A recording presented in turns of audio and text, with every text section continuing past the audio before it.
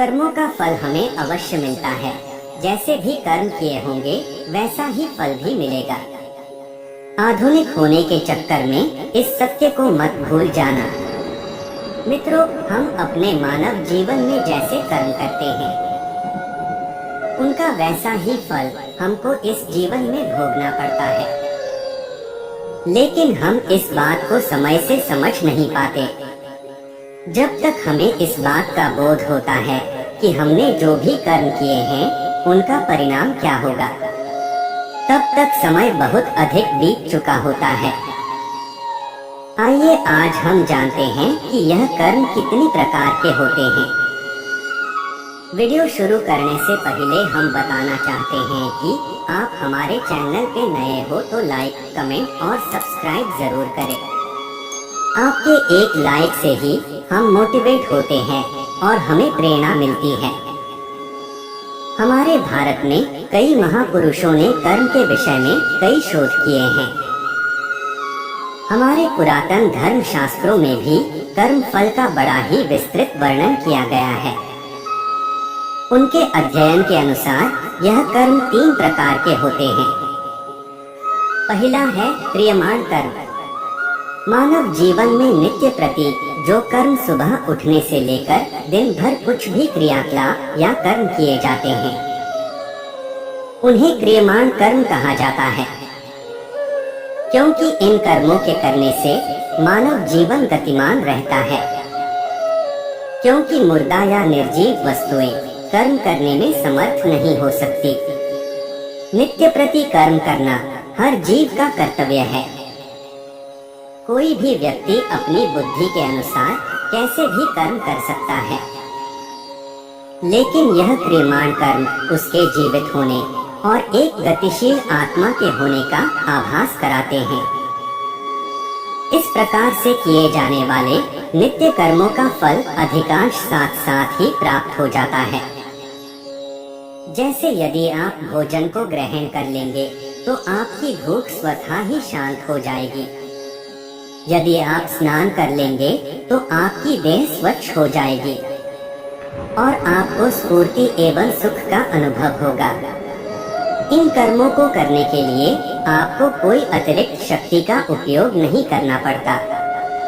जैसे कि दिन भर की थकान के बाद आपको निद्रा अपने आप ही आ जाएगी। आपकी थकान के उतर जाने पर आप स्वयं ही उठ जाएंगे। किंतु यदि आप आलस्य को धारण कर लेंगे तो आपका यह कर्म आपको जीवन की गति से दूर ले जाएगा। आपको इसके दुष्परिणाम भी भुगतने पड़ेंगे। इस प्रकार से किए जाने वाले कर्म क्रियमाण कर्म कहलाते हैं। दूसरा कर्म है संचित कर्म। यह बात तो निश्चित हो चुकी है कि आपको कर्म तो करने ही पड़ेंगे। कुछ ऐसे कर्म भी होते हैं जो कि हम करते तो हैं, लेकिन हमें उस समय यह ज्ञात नहीं हो पाता कि इन कर्मों का परिणाम क्या होगा। इस प्रकार से हम कुछ ऐसे कर्म भी करते हैं जो हमारी दृष्टि से बिल्कुल सही एवं सटीक होते हैं, किंतु प्रकृति, समाज एवं अन्य प्राणियों के दृष्टिकोण से उचित नहीं होते। हम यह अक्सर यह सोचते रहते हैं कि हमने जो भी किया उसका हमें अच्छा ही परिणाम मिलेगा, लेकिन कई बार ऐसा नहीं होता और हमें अपनी कर्म करने की सोच में परिवर्तन लाना ही पड़ता है। इस प्रकार से कर्म करते हुए कुछ ऐसे कर्म भी होते हैं जो कि हमारे चित्त की अंतर्दशा में जाकर एकत्र हो जाते हैं। साथ ही उन कर्मों का फल भी चित्त में ही विद्यमान हो जाता है। जब तक हमें अपने इन कर्मों का फल प्राप्त नहीं हो जाता तब तक वह कर्म हमारे चित्त में भी समाहित रहते हैं।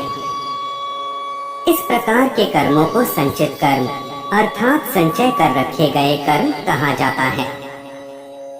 तीसरा कर्म है प्रारब्ध कर्म। जब हमारे कर्म हमें उस दिशा की ओर ले जाते हैं जहां हमारे कर्म हमें पूर्ण रूप से फल देने को परिपक्व हो चुके होते हैं, तब ही इन कर्मों का फल हमें मिलता है।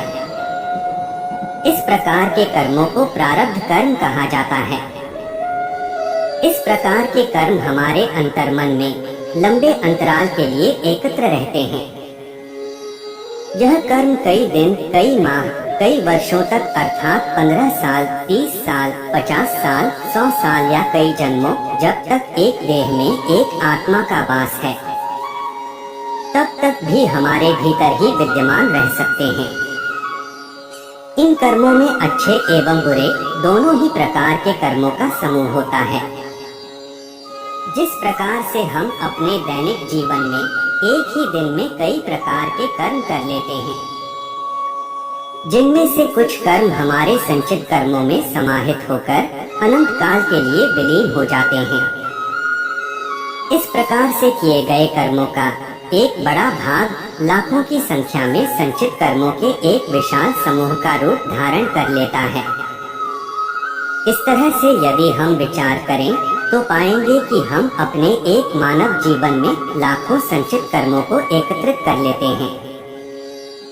यदि हम अपने पूर्व जन्म के कर्मों को भी इनमें सम्मिलित कर लें तो हमें ज्ञात होगा कि ऐसे बहुत सारे अनगिनत कर्म अभी बाकी हैं, जिनको भोगना अभी शेष है, ताकि उनका कर्म फल हमें प्राप्त हो सके।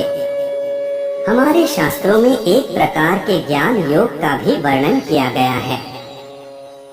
जैसे ही मनुष्य साधना शैली के द्वारा इस ज्ञान योग को सिद्ध कर लेता है, उसी समय उसके जीवन में से प्रारब्ध कर्म समाप्त हो जाते हैं और ऐसा आभास होता है कि वर्षों तक अंधकार में कैद रहने के बाद एक प्रकाशमय दीपक की रोशनी से जीवन जगमग सा हो उठा है। ऐसे कर्मों को आध्यात्मिक व्याकरण भाषा में प्रारब्ध कर्म कहा